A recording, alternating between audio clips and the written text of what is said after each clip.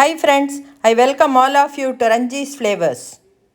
நம்ம இன்னைக்கு செய்ய போகிற ரெசிபி கல்பூரவல்லி மோர் குழம்பு கடின்னு சொல்லலாம். இது ரைஸோட சேர்த்து சாப்பிட்றதுக்கு ரொம்ப நல்லாயிருக்கும், ரொம்ப டேஸ்டியாக இருக்கும். ஆயுர்வேதத்தில் நிறையா நம்ம யூஸ் பண்ணி நிறையா மருந்து செய்யக்கூடிய இந்த கல்பூரவல்லியை வச்சு நான் இன்றைக்கி ஒரு மோர் குழம்பு செஞ்சு காமிக்க போகிறேன். வீட்டிலையே நம்ம ஒரு சின்ன தொட்டியில் இதை வச்சா கூட நிறைய ஸ்ப்ரெட் ஆகி நிறைய நம்மளுக்கு இந்த இலை கிடைக்கும். ஹெல்த் பெனிஃபிட்ஸும் ரொம்ப ஜாஸ்தி. Let us start now. முதல்ல நான் ஒரு கடாய் எடுத்திருக்கேன். அதில் 2 டீஸ்பூன் நம்ம குக்கிங் ஆயில் விட்டுக்கலாம். அதில் 3 பச்சை மிளகா நான் எடுத்திருக்கேன். அதை நம்ம வதக்க போகிறோம். அண்ட் நல்லா எடுத்து வாஷ் பண்ணி எடுத்து வச்ச இந்த கல்பூரவல்லி இலை ஒரு 20-25 இலை இருக்கும். அதையும் நான் எடுத்து இதில் போட்டுக்கிறேன். அண்ட் 1 டீஸ்பூன் கொத்தமல்லி விரை அது சேர்த்துக்கிறேன். அண்ட் 1/2 டீஸ்பூன் ஜீரகம். இது எல்லாத்தையும் நம்ம வதக்கிக்கணும்.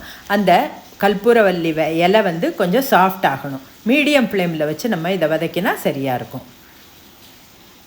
இப்போ இந்த இலையெல்லாம் நம்ம வதக்கினதுக்கப்புறம் ரொம்ப சாஃப்டாக இருக்குது, உங்களுக்கு பார்த்தா தெரியும். இதை ஒரு 2-3 நிமிஷம் நான் அதில் வதக்கியிருக்கேன், அந்த கொத்தமல்லி விரை அண்ட் பச்சை மிளகாயோட.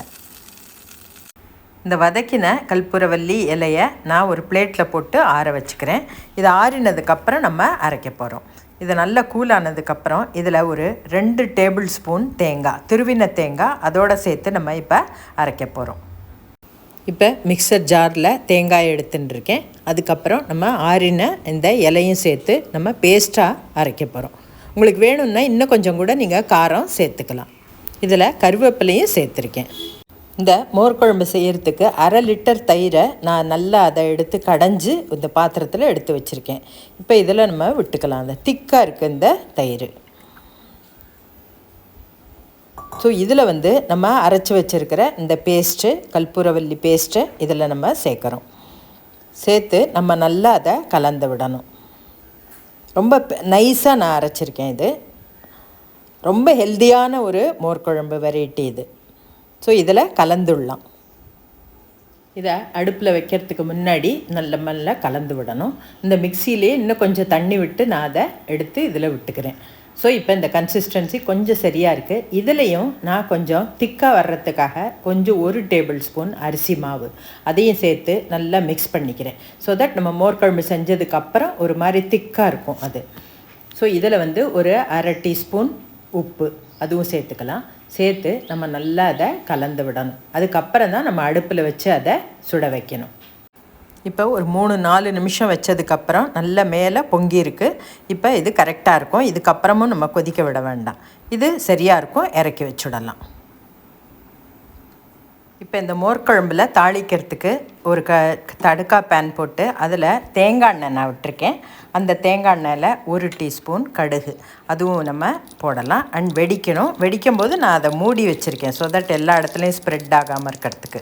1/2 டீஸ்பூன் உளுத்தம்பருப்பு அண்ட் 1/2 டீஸ்பூன் மெந்தியம் அண்ட் கருவேப்பிலை, ஒரே ஒரு வெத்த மிளகா அதுவும் சேர்த்து எல்லாத்தையும் நம்ம வெடிக்க விட்டு அந்த மோர் குழம்பில் தாளிக்க போகிறோம். பார்த்தாலே ரொம்ப டெம்ப்டிங்காக இருக்குது இந்த மோர் குழம்பு. ஸோ இதில் போட்டாச்சு. இப்போ இதை எல்லாத்தையும் சேர்த்து நம்ம கலக்கி விடணும். இந்த கன்சிஸ்டன்சி உங்களுக்கு பார்த்தா தெரியும். இந்த அளவு இது திக்காக இருக்கணும். முன்னாடியே இந்த மோர் குழம்பில் போடுறதுக்காக ஒரு 10 வெண்டைக்காய் இந்த மாதிரி கட் பண்ணி நான் அதை வதக்கி எடுத்து வச்சுருக்கேன். அதை இந்த மோர் குழம்பில் இப்போ சேர்க்குறேன். ஸோ அதை நல்லா வதக்கி சாஃப்டாக இருக்கணும். அப்புறம் நம்ம இந்த மோர் குழம்பில் இதை சேர்க்கணும். இப்போ இதில் சேர்த்தாச்சு. எந்த தான் வேணாலும் நீங்கள் எந்த காய் வேணாலும் இதில் போட்டுக்கலாம். ஈவன் உருளைக்கிழங்கு கூட போடலாம், நல்லாயிருக்கும். இப்போ ஹெல்த்தியான இந்த கல்பூரவல்லி மோர் குழம்பு ரெடி ஆகிடுது.